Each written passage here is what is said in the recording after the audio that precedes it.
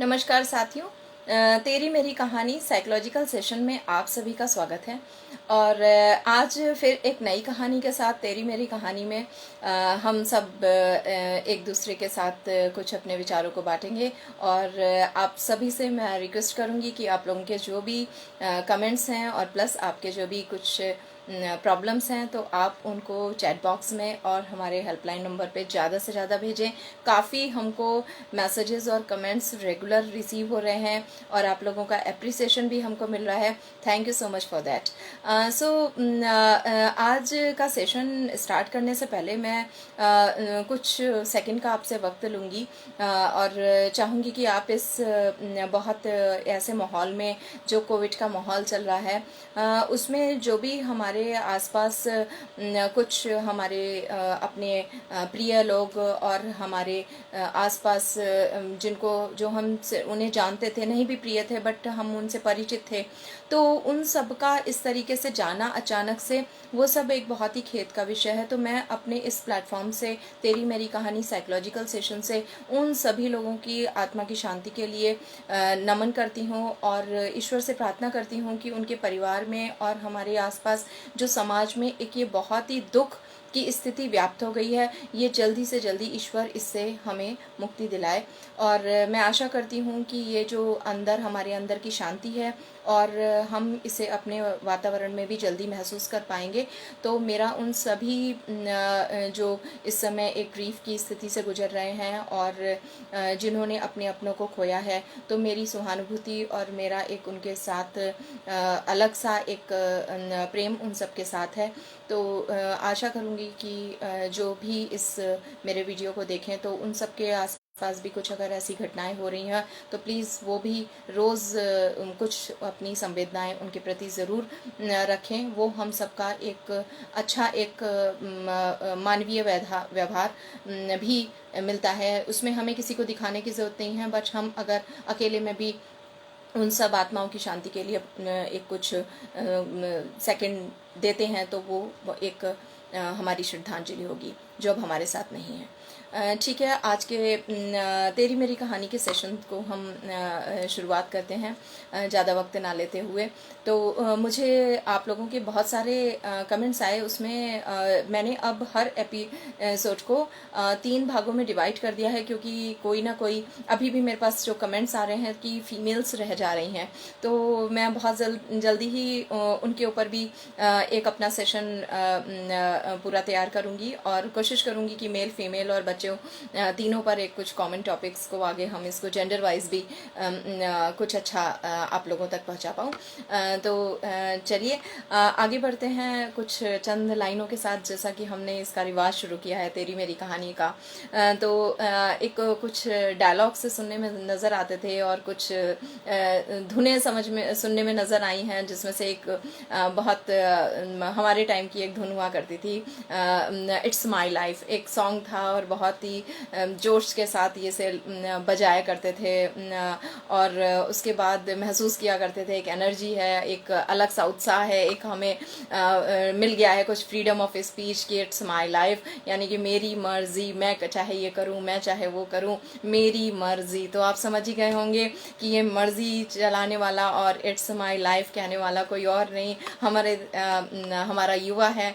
और उसकी चीज़ों को समझना, उसको समझना और उसके साथ एक एडजस्टमेंट बना कर चलना, ये एक बड़ा चैलेंज है। और साथ में हमें अपने यूथ हर कंट्री का एक मतलब आगे आने वाला, देश को आगे ले जाने वाला और हमारी कम्युनिटी के लिए, हर घर के लिए यूथ की एक बहुत बड़ी जगह है और वो बहुत वैल्यूएबल है, बहुत इम्पॉर्टेंट है हर एक पेरेंट के लिए। तो I am so glad to discuss about here about the youth feelings and their anxiety level. तो आज का जो हमारा टॉपिक है एंग्जाइटी इफेक्ट्स ऑन यूथ। तो does pandemic pandemic trigger anxiety on youth. तो जब हम पेंडेमिक की बात करते हैं तो सबको पता है कि हमारा यूथ जो है वो हमारे साथ घर पर रह रहा है और बहुत सारे कॉम्प्लिकेशंस भी आ सकते हैं, बहुत सारे व्यूज़ नहीं मिलते, बहुत सारे तौर तरीके उनके डिफरेंट होते हैं। और उसका एक युवा होना इस बात का एहसास कराता है कि वो अपने अलग विचार जो रखता है वो करंट स्टेट के रखता है, और वो जिनके साथ डील कर रहा है वो शायद उससे थोड़े से बहुत आगे या बहुत पीछे हैं। तो यहाँ के ये पूरा जो बीच में हमारा यूथ है, तो आज हम ये भी पहले डिस्कस कर लें कि जब हम यूथ पे चर्चा कर रहे हैं तो हमें कोई गलतफहमी ना हो कि हम किसकी बात कर रहे हैं। कहीं हम यूथ में स्कूल स्टूडेंट को तो नहीं ला रहे हैं, जी हाँ, बिल्कुल नहीं। हम आज जो बात करेंगे हमने इसको दो एज सेक्शन में डिवाइड किया है। One is 18 to 24 and the second is 25 to 34। ये पूरा ही यूथ का सेक्शन है। 35 से लेकर के आगे हम ऑनवर्ड्स यंग एडल्ट्स पर उस पर चर्चा कर चुके हैं कि how anxiety effects on young adults. तो here we are discussing the things about the youth. तो 18 to 24 पे जब हम बात करते हैं यूथ पे, तो यहाँ पर मैंने कुछ अपने जो मेरे 18 to 24 की रेंज में आते हैं, तो मैंने कुछ अपने बच्चों से व्यूज़ लिए कि मेरा एक सेशन है, प्लीज़ मुझे हेल्प कर दो, और जो आज का यूथ है जो इस एज रेंज का है वो किस तरीके की समस्याओं से जूझ रहा है। तो इस स्टोरी में मैं उनके थॉट को भी ऐड ऑन करना चाहती हूँ। तो उन्होंने बताया कि low self esteem and anxiety and combination with the depression and lack of goal and उनको एक जो thought उनके अंदर occurrence of the thought रहता है majority of time कि I don't deserve, उनको कुछ अच्छा मिल ही नहीं पाएगा और मिल नहीं सकता, या फिर अगर मिल गया है तो उनको अपने ऊपर सेल्फ डाउट होता है कि हमें ये मिला कैसे। तो इस तरीके से उनके बहुत सारे एंग्जाइटी के लेवल हैं। साथ में उन्होंने ये भी कहा कि लिविंग अप टू एक्सपेक्टेशन, तो वो जिस लाइफ को एज्यूम कर रहे हैं और जो इमेजिनेशन में जो उनकी लाइफ है वो इतनी बियॉन्ड द एक्सपेक्टेशन चली जाती है कि वो अपनी रियलिटी से जब उस लाइफ को देखते हैं तो उन्हें सब कुछ बहुत कठिन लगता है। ये सब कुछ कठिन उन्हें क्यों लगता है? तो ये कुछ मेरे बच्चों से जिनसे मैंने पूछा और उनसे मैंने हेल्प मांगी कि मेरा एक सेशन है, तो उन्होंने मुझे जब ये सारी चीज़ें बताई, तो मैं चाहूँगी कि आप सब लोग जो भी यहाँ पर सुन रहे हैं या जो भी यूथ इस प्रोग्राम को आगे फर्दर देखेंगे, तो वो भी मुझे और भी अगर कुछ इसके अलावा भी उनके कुछ चीज़ें हैं तो मुझसे डिस्कस कर सकते हैं। तो जब 18 to 24 की ये डिफ़िकल्टीज़ हैं, साथ में जब मैंने इसको एनालिसिस किया कि कैसे एक उसका लो सेल्फ इस्टीम, एक जब 18 प्लस का बच्चा कह रहा है कि उसका सेल्फ इस्टीम लो है, ये तो बहुत बड़ी बात है कि एक बच्चे का सेल्फ इस्टीम का लो हो जाना। तो सेल्फ इस्टीम लो मीन्स कि उसकी पर्सनालिटी में बहुत सारे इश्यूज क्रिएट हो जाएंगे और या हो गए होंगे। तो यहाँ पर अब हमें जानना होगा कि कैसे उसको लगता है कि आई डोंट डिज़र्व, उसको कुछ मिल भी गया है तो उसको लगता है आई डोंट डिज़र्व, या नहीं मैं डिज़र्व ही नहीं करता, मुझे मिलेगा ही नहीं, या मुझे मिल ही नहीं सकता। तो ऐसे सेंटेंस हम जबकि अपने यूथ से एक्सपेक्ट करते हैं कि वो कहे कि yes I can, I will, तो ऐसे सेंटेंसेस के अपोजिट उसको इस तरीके के सेंटेंसेस उसके मन में आ रहे हैं। तो ये कहाँ से उसको उसका लो सेल्फ इस्टीम और उसका सेल्फ डाउट किसने क्रिएट किया, कहाँ से उसको ये सेल्फ डाउट आया कि वो आज इस तरीके के थॉट्स से ग्रसित है और उसका एंग्जाइटी या एंशियसनेस उसके बिहेवियर में एप्लीकेशंस में आ रहा है।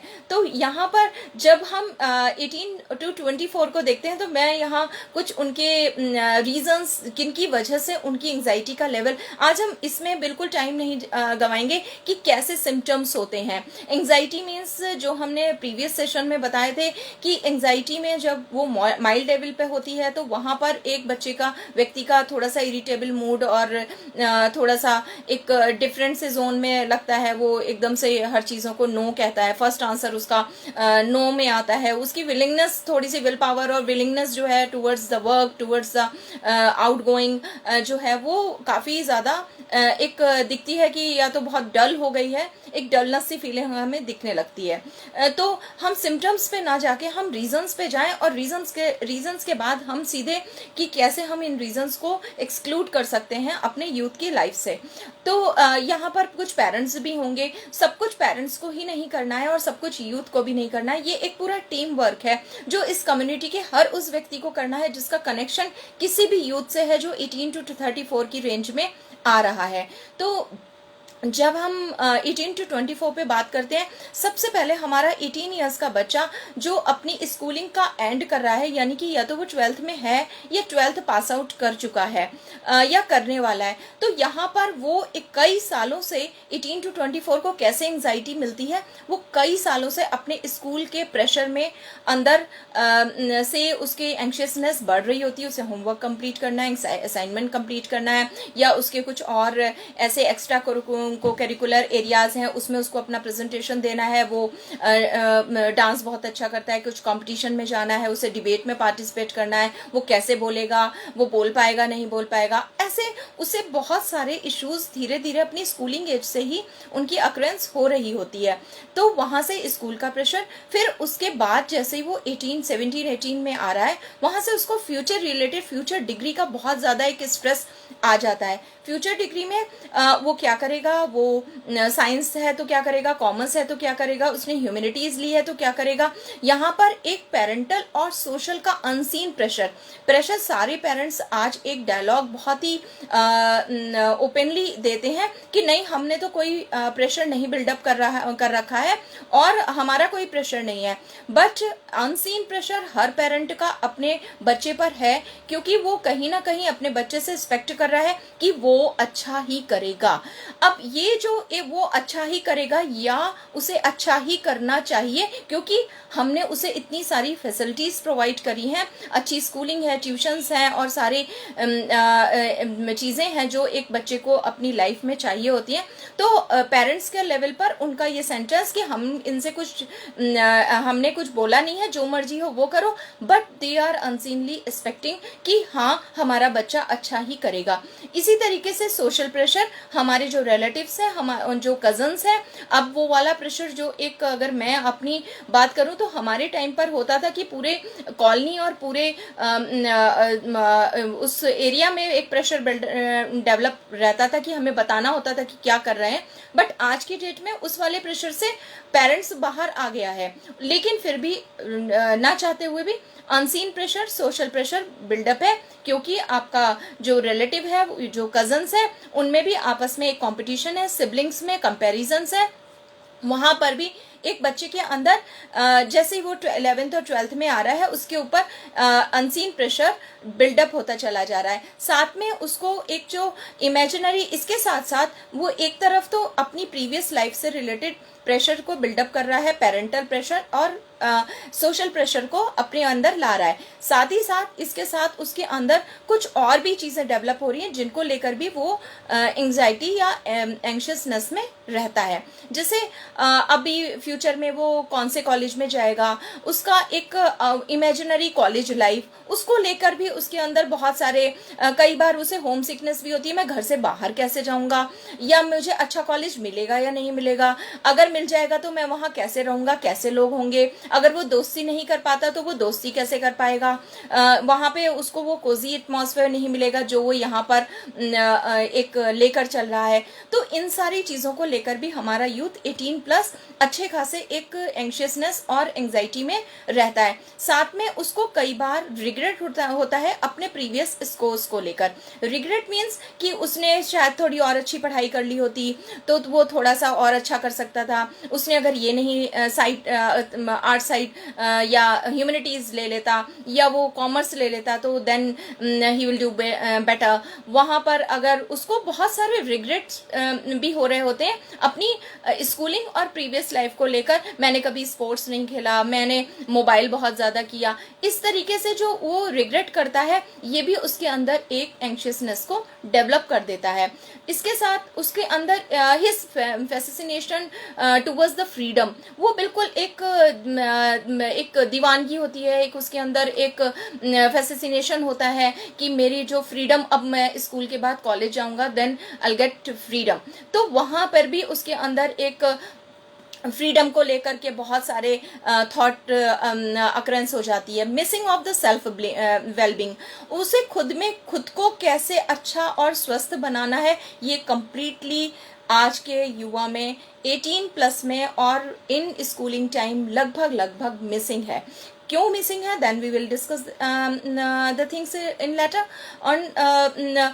उसके बाद उसका जो एक पूरा अपना सेल्फ हेल्प वेलबींग है वो जब मिसिंग हो जाता है, वहाँ से वो अपनी लग्जरियस लाइफ, उसके साथ मनी, उसके साथ टेक्नोलॉजी, गैजेट्स और लव रिलेशनशिप एंड ब्रेकअप्स, इन सारी चीज़ों में 18 to 24 का व्यक्ति अच्छा खासा अपनी एनर्जी को लगा रहा होता है, और साथ ही साथ वो या तो गैजेट्स में इन्वॉल्व हो जाता है, या वो लग्जरियस लाइफ को, बाहर से खाना खाना है, घूमने जाना है, शॉपिंग करनी है, या फिर वो अपना कोई और रिलेशनशिप या ब्रेकअप्स, इन सारी चीज़ों में अननेसेसरी अपनी एनर्जी को देता है, और साथ में उसकी एंशियसनेस भी है क्रिएट रहती है। तो इस तरीके से जब एक 18 to 24 का व्यक्ति अपनी लाइफ को जीकर आता है, so what about the 25 to 35। अब एक व्यक्ति ने, जिसको स्कूल प्रेशर था और सारी चीज़ें 24 तक इस तरीके की लाइफ को जिया, तो अब आप क्या एक्सपेक्ट करते हैं कि वो 25 to 34 में आकर के किस तरीके की चीज़ें होगा, या वो बहुत ड्रेस्टिकली चेंज हो जाएगा टुवर्ड्स पॉजिटिव और टुवर्ड्स नेगेटिव। यहाँ पर एक चीज़ और है कि जब हमारा जो स्कूलिंग में बच्चा है, वहाँ पर भी रोल एंड रिस्पॉन्सिबिलिटी बहुत ही एक्टिवली और इफेक्टिवली हमको परस्यू करनी चाहिए, इंस्टीट्यूशन के रोल पर और पेरेंटल रोल पर। वहाँ पर भी बहुत सारी चीज़ें मिसिंग हो जाती हैं, क्योंकि ये जितने प्रेशर और अनसीन प्रेशर, टीचर्स का प्रेशर, बहुत सारे प्रेशर बिल्डअप है, ये ऑलरेडी उसी टाइम पर बच्चों के अंदर बिल्डअप हो चुके होते हैं। अगर मैं इस तेरी मेरी कहानी साइकोलॉजिकल सेशंस की ओर से ज़रूर सभी को कम्युनिकेट करना चाहती हूँ, अगर कोई इंस्टीट्यूशन में भी है, कि प्लीज़ जो हमारा बच्चा 6th क्लास में आ रहा है, हमें वहीं से काम करना शुरू कर देना है। अगर हम उसके इमोशनल इश्यूज़ पर वहीं से काम कर दें, तो वहाँ पे आकर वो एंशियस या एंग्जाइटी के केस में बिल्डअप नहीं होगा। जब तक एंग्जाइटी माइल्ड लेवल पे रहती है, कंट्रोल में रहती है, दिखती इतनी नहीं है, लेकिन मॉडरेट रेट में आने के बाद वो अपने फिजिकल सिम्टम्स को छोड़ने लगती है, और यहाँ से हमारा एक बच्चा डिस्टर्ब होता है। किस तरीके के फिजिकल सिम्टम्स और आते हैं वो इन शॉर्टली मैं डिस्कस करूंगी। तो first we will discuss the things what about the scene with the 25 to 34। 25 to 34 में जब हमारा यूथ आया, अब उसको अपना स्टेटस, अपनी हायर स्टडी, अपनी जॉब को लेकर वरीनेस और सम फियर, दोनों चीज़ें, चिंता और डर दोनों आने लग गए। जॉब मिलेगा नहीं मिलेगा, उसको वो आगे हायर स्टडी में जा पाएगा नहीं जा पाएगा, स्कॉलरशिप मिलेगी नहीं मिलेगी, फिनेंशियल बर्डन को कैसे हैंडल करेगा।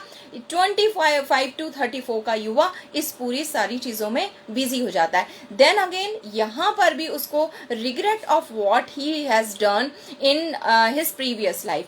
तो जब यहाँ पर भी उसने अपनी प्रीवियस लाइफ में क्या क्या किया है, यहाँ पर उसको रिग्रेट होने लगता है। 25 में जाकर के अक्सर आपने देखा होगा कि सुसाइडल केसेस हमको 25 के बाद अक्सर मिल जाते हैं। 25 to 35 की एज में हमको सुसाइडल केसेस बहुत ज़्यादा मिलते हैं। तो उनका रीज़न यही है कि क्या वो अपनी प्रीवियस लाइफ में एडिक्शन में था, क्या वो अपने किसी लव रिलेशनशिप या अपने ब्रेकअप्स के साथ जूझ रहा था, या उसने अपने टाइम को अपने फ्रेंड सर्कल, अपने फ्रेंड्स के लिए जो भी उसके सराउंडिंग में था उसमें बर्बाद किया है। तो इस तरीके से वो अब इस बात का अफसोस करता है, और मोर देन दैट कि उसको ये लगता है कि वो अब he can't fix by going back. अब वो इन सब चीज़ों को कैसे भी करके सुधार नहीं सकता, वो अपना स्कोर सुधार नहीं सकता, वो अपने एडिक्शन को ख़त्म नहीं कर सकता कि वो एडिक्टेड हो गया, या उसने जो समय वेस्ट किया किसी भी व्यक्ति के साथ या किसी भी चीज़ में, वो अब दोबारा उनको सुधार नहीं सकता, यानी कि टाइम चला गया। ये जो उसके अंदर एक थॉट आता है कि अब मेरा जो स्कोर है, मेरी स्टडी है, मेरा फाइनेंशियली जो मैं डैमेज हुआ हूँ या जो मैं इंटरनली डैमेज हुआ हूँ, मेरी पर्सनालिटी डैमेज हो गई है, किसी ने मुझे डिच किया है, किसी ने मुझे धोखा दिया है, ये पूरा हमारा यूथ इस तरीके से, जो उसकी माइल्ड कैटेगरी की एंग्जाइटी है, वो 25 और 34 में आके मॉडरेट और सीवियर में कन्वर्ट हो जाती है। और अक्सर यहाँ से उसके अंदर बहुत सारे चेंजेस दिखाई देते हैं और फिर हम ये भूल जाते हैं, हमें लगता है कि ये अभी 1-2 साल 3 साल की बात है, लेकिन हमें ध्यान रखना होगा कि हमारा युवा जब बच्चा था वहाँ से अंडर प्रेशर था।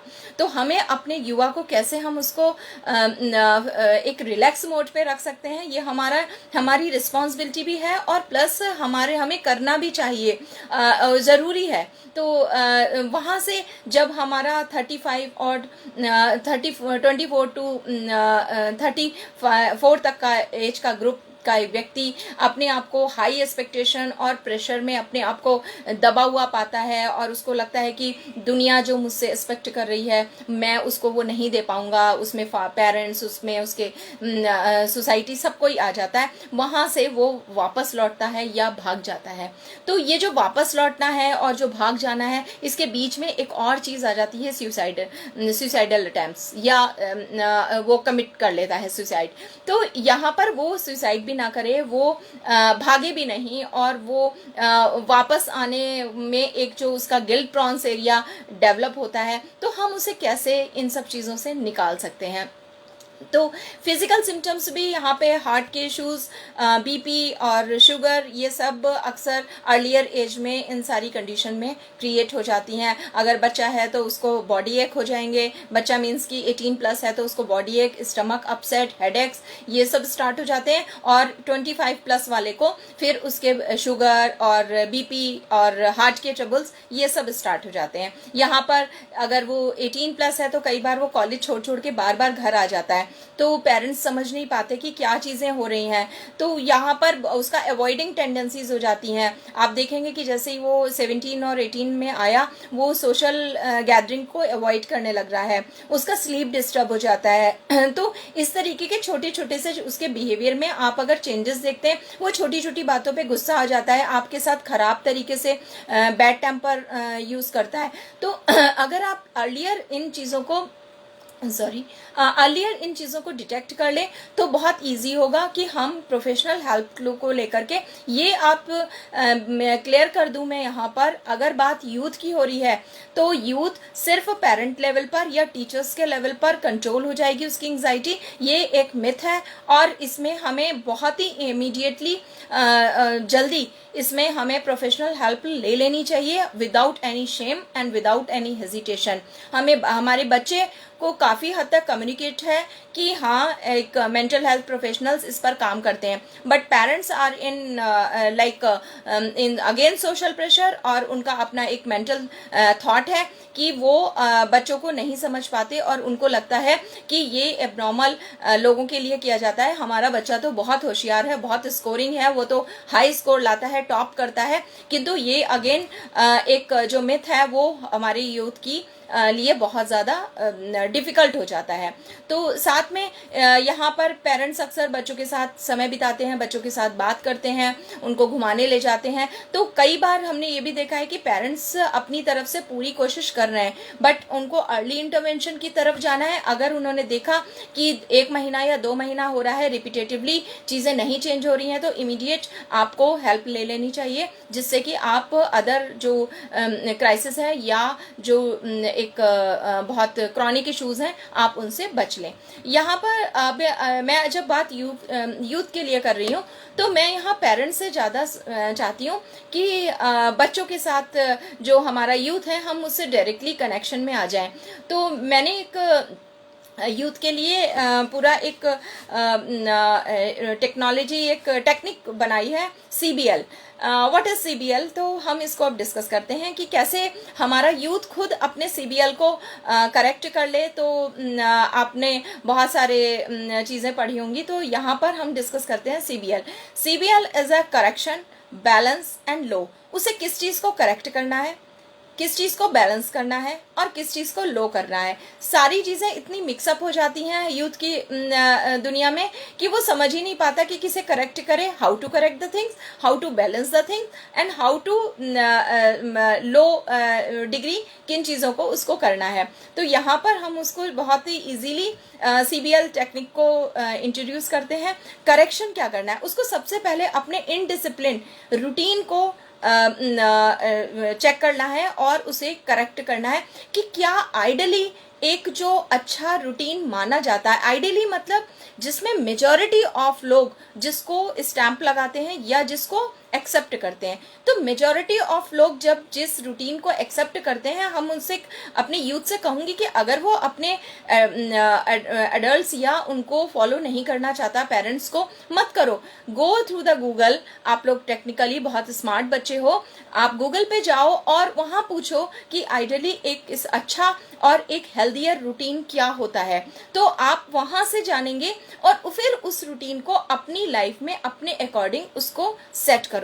तो अगर आप अपने इनडिसिप्लिन रूटीन को सबसे पहले सेट करें, सेकंड नंबर पे आपको करेक्ट क्या करना है, आपको अपने आने वाले और 24 घंटे में चलने वाले हर थॉट को नोट डाउन करना है और उसे चेक करना है, इज इट पॉजिटिव और is it negative, it gives you benefit और it's give you no benefit. तो अगर नो बेनिफिट है तो हमने फिर पहले बताया था सेल्फ कंट्रोल, यानी कि yes is in right hand and left hand is no.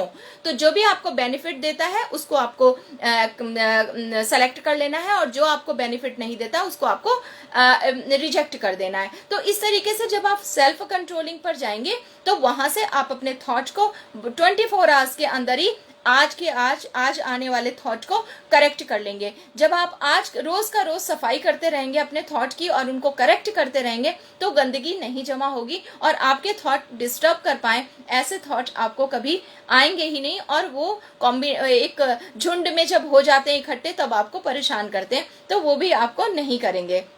साथ में आप जब अपने थॉट को करेक्ट कर लिया, अब आपको वेट और पेशेंस को सीखना है। वेट और पेशेंस को सीखने के लिए आपको सबसे पहले बेस्ट तरीका यह है कि आप अपने वेट और पेशेंस को चेक करें कि आपने आज कितनी बार रिप्लाई किया उन चीजों के लिए जहां पर आपका टेम्पर बैड था, यानी कि आपका जहां जहां भी बैड बिहेवियर शो किया तो क्या आप वहां अपने रिप्लाई को रोक सकते थे। अगर आप अपने रिप्लाई को रोकना सीख जाते हैं वहां से आपका वेट और पेशेंस दोनों बढ़ जाता है। यानी कि आपने सुन तो लिया लेकिन दिया नहीं, देने में वेट कर लीजिए और कम से कम कोई भी रिप्लाई देने तक 1 से लेकर 10 तक का आपने काउंटिंग कर ली और उसके बाद बस ये जो आपने 10 सेकंड खुद को दिए हैं यहीं से आपके अंदर पेशेंस डेवलप हो जाएगा। Do it and experience it कि कैसे ये वर्क करता है और कैसे इसके बहुत अच्छे रिजल्ट्स भी मिलते हैं। तो आपका करेक्शन वेट और पेशेंस लेवल पर होगा कि आपको करेक्ट करना है अपने इन दोनों लेवल को। साथ में आपकी रियल फीलिंग और एक्सपेक्टेशन बिल्कुल रियल होनी चाहिए। कोई आप जो भी एक्सपेक्ट कर रहे हैं वो बिल्कुल ऐसा हो जो आपका अपना हो और किसी को देख के ना हो। आप उसमें खुद इन्वॉल्व होना चाहते हैं, अगर आप इंजीनियरिंग करना चाहते हैं, अगर आप मेडिकल करना चाहते हैं, अगर आप लॉ पढ़ना चाहते हैं, ये आपका अपना होना चाहिए, रियल होना चाहिए। आपको आप सोच सकें कि आप अपने आप को as an engineer, as a lawyer देखना चाहते हैं। तो आपको इसे परसीव करना होगा, अपने परसेप्शन में, इमेजिनेशन में लाना होगा, जिससे आपकी रियल एक्सपेक्टेशन और रियल लाइफ कनेक्टेड हो जाएगी। साथ में आपका एक और part audio visual motor combination आपका करेक्ट होगा। ऑडियो यानी कि ऐसा नहीं कि हम पूरे दिन म्यूजिक सुनते रहते हैं, ऐसा नहीं कि हम पूरे दिन मोबाइल देखते रहते हैं, ऐसा नहीं कि हमें एक जोश चढ़ा हुआ है, हम तो बस साइकिलिंग करते हैं, फिर उसके बाद दौड़ने चले जाते हैं, उसके बाद हम जिम करते हैं। तो आपका कॉम्बिनेशन प्रॉपर होना चाहिए वो ऑडियो विजुअल मोटर का। अगर आपका कॉम्बिनेशन ऑडियो विजुअल मोटर का करेक्ट है तो भी आपको कभी भी एंजाइटी या एंशियसनेस नहीं कुछ आपका बिगाड़ पाएगी। साथ में यस, कम्युनिकेशन एंड एक्शन, आपका जो कम्युनिकेशन का तरीका है वो आपने आज 24 आवर्स में कैसा ऐसा क्या क्या कम्युनिकेट किया जो आपको खुद बैड फील करा रहा है, और साथ में आपके एक्शंस टूवर्ड्स योर कम्युनिकेशन या विद योर कम्युनिकेशन, आपके बोलने के साथ साथ आपके एक्शन कैसे थे। आप क्या मार रहे थे, आप क्या दरवाजा तेज बंद कर रहे थे, आप क्या झटके से उठ के चले गए थे, यानी कि कम्युनिकेशन के साथ साथ आपका एक्शन भी खराब था। आप अगर इन सारी चीजों को सिर्फ करेक्शन मोड पर लाते हैं, आपको चेंज नहीं करना, आपको खत्म नहीं करना, आपको सिर्फ इसे जेन्युइनली एक जो पूरा आइडियली जिन चीजों को सही माना जाता है, आपको सिर्फ इन्हें करेक्शन फॉर्म में लाना है। साथ में अब बात करते हैं CBL। सी हमारा हो गया B is a balance mode. Balance mode में आपका water, diet, routine, workout, household work, hobby, activity, social actively आप अगर हैं, इतनी चीजें अगर आप बैलेंस मोड पे करते हैं, यानी कि पानी 3 to 4 litre, diet properly in every 2 to 3 hours, small diet, routine completely followed by the as a ideal routine, workout, physical workout, yoga, meditation, cycling, whatever you want to do, gym करते हैं वो भी अच्छा है, sports कोई खेलते हैं वो भी अच्छा है। तो आपका workout and meditation is not to sit and just start the Om chanting. Meditation में हम यहाँ पर सीधे कहेंगे कि अगर आप किसी भी चीज में कंसंट्रेट कर रहे हैं, अगर सपोज आप आंख बंद करके कोई एक गाने के लिरिक्स भी याद कर रहे हैं, अगर आपको कोई इंग्लिश हिंदी जो गाना पसंद है, आपने उसकी सिर्फ धुन को भी याद किया, that is also one kind of meditation. तो आपको सिर्फ बैठ के ओम चैंटिंग या कहीं ऐसे ब्रीदिंग एक्सरसाइजेस ये सब करने की जरूरत नहीं है। आप ऑलरेडी कंप्लीटली इंटरनली बहुत काफी कुछ फिट है। थोड़ा सा अगर ये सारी चीजें मेडिटेशन, अगर आप अपना कोई सुडोको लगाते हैं, कोई गेम खेलते हैं, कोई टेबल गेम खेलते हैं, चेस खेलते हैं, that is also the one kind of meditation. तो आप इस तरीके की कोई भी चीज अगर करते हैं, तो अगर आप एक गेम खेलते हैं कि कौन सबसे पहले अपनी आईज को ब्लिंक करेगा, तो अगर आपने घर में 2-3 मिनट वो भी खेल लिया, तो that is also the kind of meditation. तो बच्चों के लिए, मैं यूथ के लिए उसी तरीके के जिसमें उसको बैठकर बड़ा नहीं बनना है, उसको यंग एडल्ट की तरह नहीं दिखना है, इसको युवा रहना है, तो युवा के जो तरीके हैं वो बिल्कुल डिफरेंट होने चाहिए। तो आप बहुत ही डिफरेंटली अपने आप को मेडिटेट भी कर सकते हैं। साथ में आपकी हॉबी, आपको गिटार बजाना पसंद है, आपको प्लांटेशन पसंद है, आपको डांस पसंद है, म्यूजिक पसंद है, अगर आपको गाना गाना पसंद है, तो डेफिनेटली दिन में कम से कम 2-3 गाने जरूर गाइए। जब भी गाना गाएं कोशिश करें कि पूरा, अगर आपने एक गाना पूरा भी गा दिया तो समझ लिया आपने मेडिटेशन भी कर दिया और साथ में अपनी हॉबी में भी आ गए। तो बी एक्टिव, सोशली आप एक्टिव रहिए। आपके आसपास क्या हो रहा है, आपके रिलेटिव्स में क्या हो रहा है, उनके साथ आपका कनेक्शन बहुत जरूरी है। इसलिए नहीं कि आप सोशल एनिमल हैं, ऐसा मैं कुछ कहूंगी, इसलिए कि वहां से आपके कम्युनिकेशन एक्सचेंजेस होते हैं। जो आपको पसंद नहीं है मत बात करिए, लेकिन जितने लोग पसंद है बी एक्टिव विद देम, वहां पर आपका एक्टिवेशन बहुत जरूरी है। साथ में get updated everything happening in around you. जो भी कुछ आपको मूवी कौन सी अच्छी आ रही है, हॉलीवुड में क्या हो रहा है, बॉलीवुड में क्या हो रहा है, हमारे पॉलिटिक्स में क्या हो रहा है, हमारे आसपास क्या हो रहा है, हमारी स्टेट में क्या हो रहा है, हमारे कंट्री में क्या हो रहा है, यूरोपियन कंट्रीज में क्या हो रहा है, एशियन कंट्रीज में सॉरी क्या हो रहा है, यहाँ पर अगर आप कंप्लीटली अपडेटेड है, आपके पास कम्युनिकेट करने के लिए बहुत सारा मटेरियल अपने आप इतना एक्टिवली आपके अंदर आ जाएगा कि आप जहां पर भी बात करेंगे तो खुद को फील करेंगे कि यस यू आर इंटेलिजेंट। तो behave like a intelligent and live like a intelligent. तो आप कैसे इंटेलिजेंट होते हैं, क्योंकि आपको अपने आसपास होने वाली हर एक घटना का और हर चीज से आप अपडेटेड होते हैं। आप अपनी थोड़ी सी दुनिया सिर्फ किताबों में या थोड़ी सी दुनिया किसी एक वीडियो गेम में या टीवी में या प्ले स्टेशन में मत बनाइए। आपकी दुनिया बहुत बड़ी है और आप उसको एक्सप्लोर करें। Then the last is allow. आपको CBL में C is correction, B is balance, allow low आपको सिर्फ 3 चीज़ें करनी है, 3 चीज़ें करनी है उसमें। First is argument and reaction. आपका आर्ग्यूमेंट और रिएक्शन को बिल्कुल डाउन पे ले आइए, आपका एनर्जी वेस्टेज खत्म हो जाएगा। Second is over talkativeness. आपका आर्ग्यूमेंट और रिएक्शंस जैसे ही लो पर आएंगे, आपका ओवर टॉकेटिवनेस कि आप अगर किसी एक बात को पिन पॉइंट और ट्रिगर करने पर अगर आप 15 मिनट आधा घंटा बोलते हैं तो जस्ट रिड्यूस दैट टाइम, आप अपने ओवर टॉकेटिवनेस को रिड्यूस कर दीजिए। Then the third is over thinking. आप जितनी भी चीजें सोच रहे हैं चेक करिए अपने आप को कि अभी मैं आधे घंटे से सोच रहा था या कर रहा था। आप एक्शन मोड पे थे या थॉट लेवल पर, थिंकिंग मोड पर थे। तो just quickly change your physique और अपनी जो बॉडी को एक्टिव बना लीजिए, और वहां पर आप देखेंगे कि आप जैसे ही एक्टिव होंगे आपका कैनेस्थेटिक पार्ट, आपके शरीर की जो एक एनर्जी है वो ऑटोमेटिकली डाइवर्ट हो जाएगी जो थॉट प्रोसेस सिस्टम में या ओवर थिंकिंग में इंगेज थी। तो आपको over thinking, argument and reactions और ओवर टॉकेटिवनेस, 3 चीज़ों को लो करना है।